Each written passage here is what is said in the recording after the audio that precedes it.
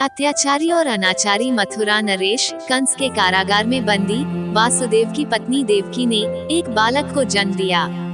बालक के रूप में जन्म लेने से पूर्व ही भगवान ने उन्हें अपनी योजना बताते हुए आदेश दिया था कि वासुदेव जी उन्हें गोकुल में नंद गोप की पत्नी यशोदा के पास छोड़ आएं और उसी समय उनके गर्भ से जन्म लेने वाली कन्या को लाकर कंस के हवाले कर दें।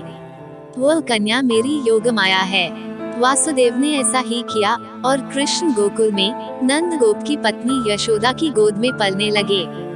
उसी समय उनकी माया ने भी राधा के रूप में बरसाने के वृषभानु गोप की पत्नी के गर्भ से जन्म लिया, जिसका नाम माता पिता ने बड़े चाव से राधा रख दिया। दो अलग अलग गांवों में रहते हुए भी राधा और कृष्ण बचपन से ही एक दूसरे को चाहने लगे थे।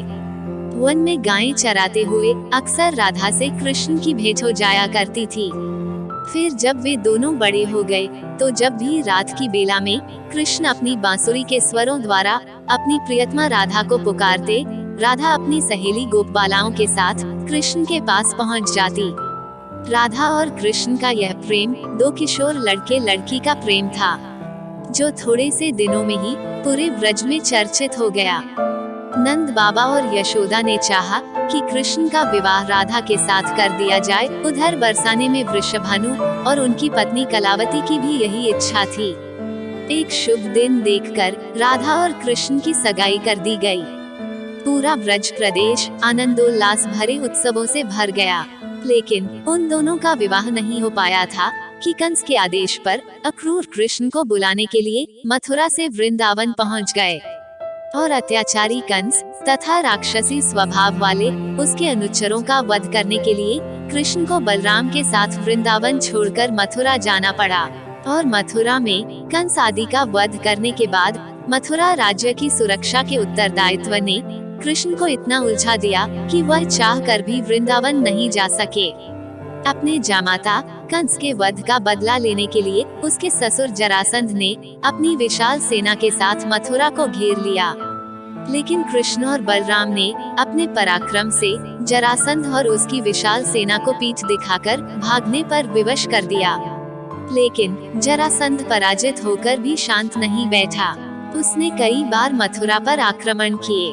मथुरा एक छोटा सा राज्य था और मथुरा नगर को सुरक्षित स्थान पर नहीं बसाया गया था। अतः कृष्ण ने मथुरा छोड़कर अन्य कहीं जाने का निश्चय कर लिया और जरासंध की विशाल सेना के बीच से मथुरावासियों को सुरक्षित निकालकर हजारों योजन दूर भारतवर्ष के पश्चिमी सागर तट पर ले गए और द्वारका नगर की स्थापना करके एक शक्तिशाली यादव राज्य स्थापित कर दिया। अक्रूर के साथ मथुरा छोड़कर आने के बाद कृष्ण और राधा का मिलन फिर कभी नहीं हुआ, लेकिन वे आजीवन एक दूसरे को भूल नहीं पाए।